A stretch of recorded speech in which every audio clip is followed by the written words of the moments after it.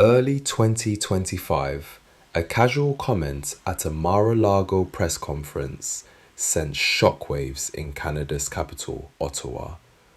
Donald Trump referred to Prime Minister Justin Trudeau as the governor of the great state of Canada and suggested Canada become America's 51st state if border and tariff issues remain unresolved.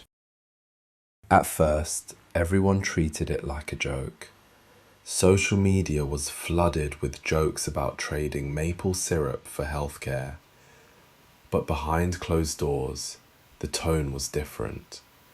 Reports came out that Trudeau admitted the idea of America taking over Canada was becoming a real thing that people were actually talking about.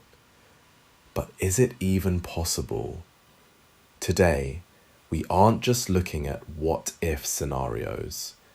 We're breaking down the legal roadblocks, voting consequences, and cultural differences that make Canada joining the United States a terrible idea for America. From historical battles to election math that would end the Republican Party, this is why merging the two countries will never happen. The dream of a continental union is actually older than the US Constitution. In 1777, America's first founding document included Article 11, which was an open invitation for Canada to join the US unconditionally. It was a jackpot offer, but Canada didn't respond. So, the US tried to take it by force. The invasion of Quebec in 1775 and the War of 1812 weren't just small battles. They were direct attempts to conquer Canada. They both failed.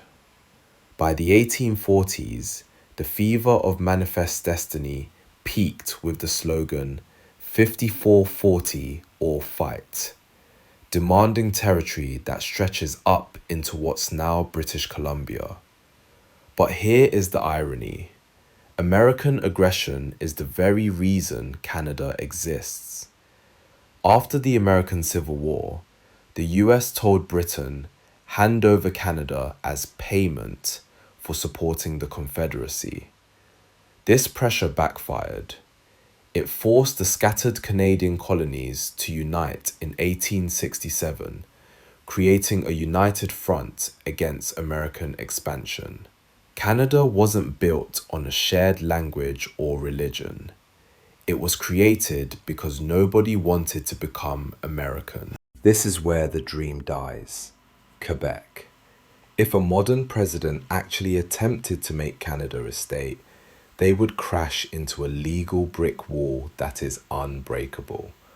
Under Canada's Unanimity Formula of its 1982 Constitution, dissolving the country or joining the US requires the consent of the federal House, the Senate, and every single provincial legislature.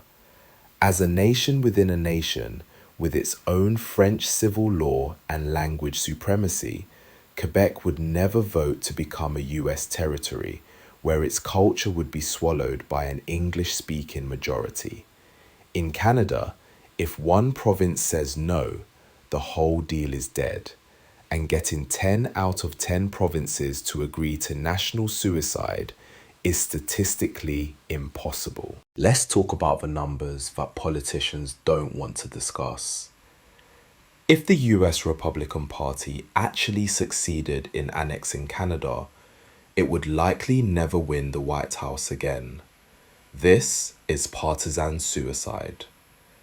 Canada has 41 million people. That would make it the biggest state in America, even larger than California. It would command roughly 54 seats in the House and 56 electoral college votes. Now, look at how Canadians vote. In the last several elections, left-of-centre parties like the Liberals, NDP and Greens have consistently won over 60% of the popular vote. In American terms, Canada wouldn't just be a blue state, it would be an unbreakable democratic stronghold. If Canada had been a state in 2000 or 2004, the Republican victories of George W. Bush wouldn't have won. Republicans would be inviting 40 million voters into the tent who overwhelmingly supports universal health care, strict gun control, and aggressive climate action. The very people shouting for annexation are the ones who would be politically erased by it. Beyond the voting booths, the economic integration would be a nightmare. We're talking about a total economic organ transplant. Canada's single-payer healthcare system is a core pillar of its national identity. Trying to merge it with America's private insurance system would create lawsuits for decades. Then there's what economists call Dutch disease. Canada is a resource-heavy economy. The US is a service and tech-heavy economy. Merging the US dollar and the Canadian dollar sounds simple, but it would cause massive money problems that would destroy manufacturing jobs in Ontario and oil revenues in Alberta.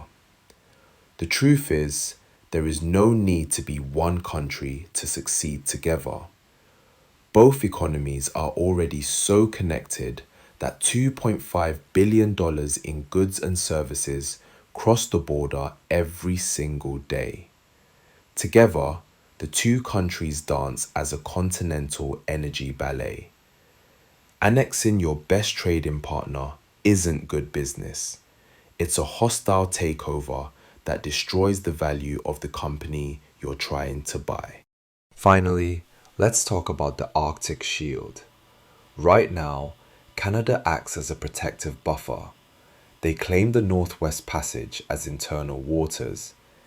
If the US annexes Canada, that buffer disappears. The US would suddenly have a massive, unshielded coastline directly facing Russian and Chinese interests in the high north. And don't assume this would be a peaceful transition. Canada has 12.7 million civilian-owned guns and a population that is deeply proud of being independent. Any forced integration would likely start a new American Civil War, a long-term guerrilla resistance campaign on America's own doorstep. Furthermore, attacking a fellow NATO member would cause the global alliance to collapse overnight, leaving the US isolated on the world stage. While annexation makes for clickbait headlines and fun alternate history novels, in the real world, it's a fantasy that could never work. The stability of the Western Hemisphere depends on the fact that the US and Canada are strong allies, not forced roommates living under one roof. Forcing the merger wouldn't create a super America. It would create a fractured, unstable continent. Canadian politeness should never be mistaken for weakness. Their determination to remain independent has been tested for 250 years, and it's not changing anytime soon. What do you think? Is the integration of North America inevitable, or is the border the most important line on the map? Let us know in the comments. If you enjoyed this deep dive, hit that like button and subscribe for more. We'll see you in the next one.